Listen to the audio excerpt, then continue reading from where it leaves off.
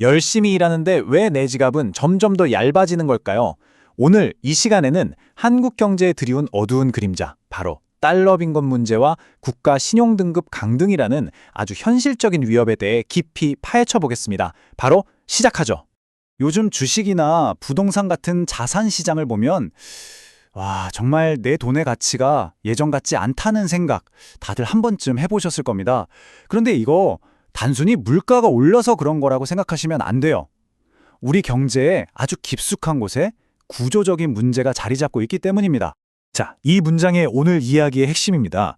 우리나라가 달러를 기준으로 점점 가난해지고 있는데 그 부담은 고스란히 우리 같은 서민들에게 넘어오고 있다는 거죠. 여기서 달러 빈곤이라는 말이 좀 어려울 수 있는데 쉽게 말해서 원화 가치가 떨어지니까요.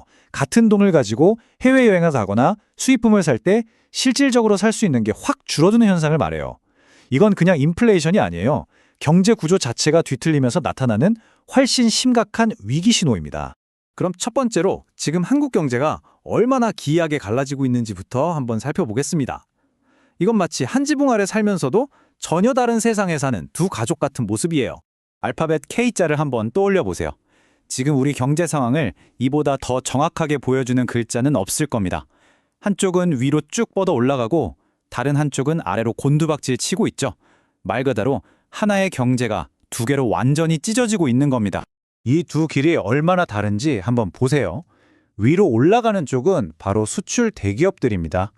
환율이 높으니까 가만히 앉아서도 사상 최대 실적을 내고 있죠. 반면에 아래로 떨어지는 쪽은요.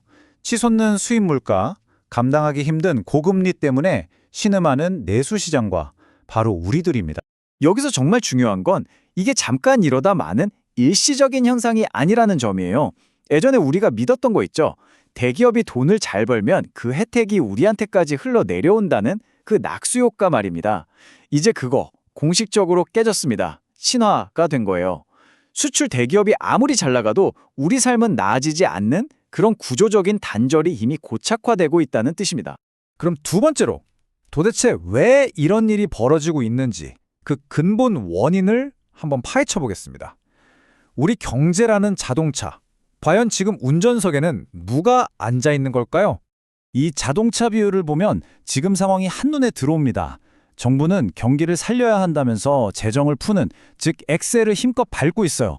그런데 바로 그 옆에서 한국은행은 물가를 잡아야 한다면서 금리를 올리는, 즉 브레이크를 동시에 꽉 밟고 있는 거죠. 그 결과는 어떨까요? 차는 앞으로 가지도 멈추지도 못하고 제자리에서 덜덜거리다가 엔진만 과열돼서 터지기 일부 직전인 그런 아슬아슬한 상황인 겁니다. 자, 이제 세 번째, 어쩌면 오늘 이야기에서 가장 중요하고 또 가장 치명적인 위험 요소입니다.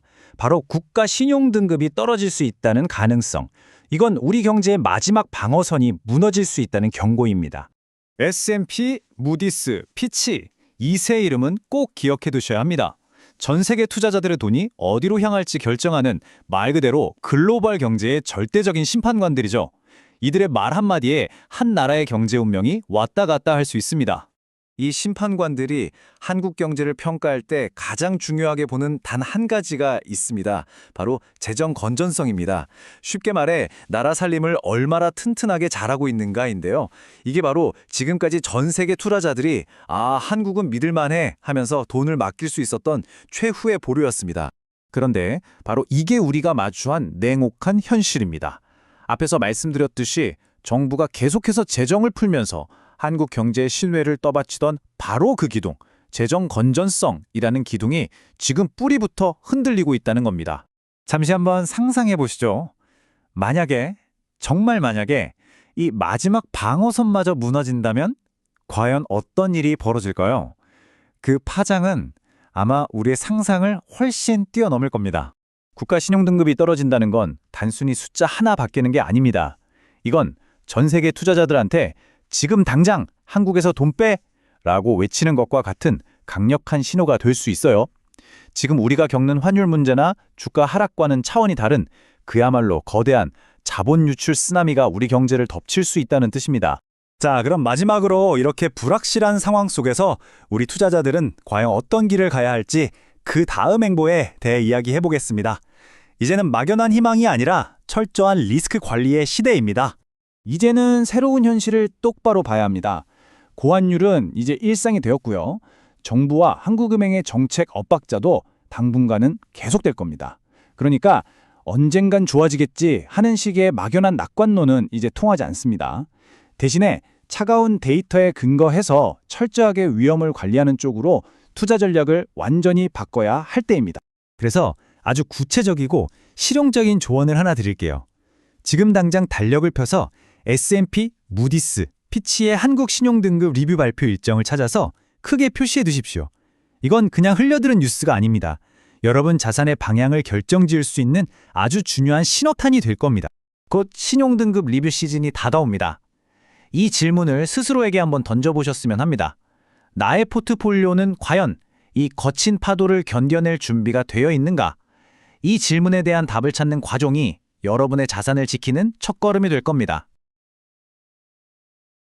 좋아요, 댓글, 구독, 알림 설정은 채널 운영에 힘이 됩니다.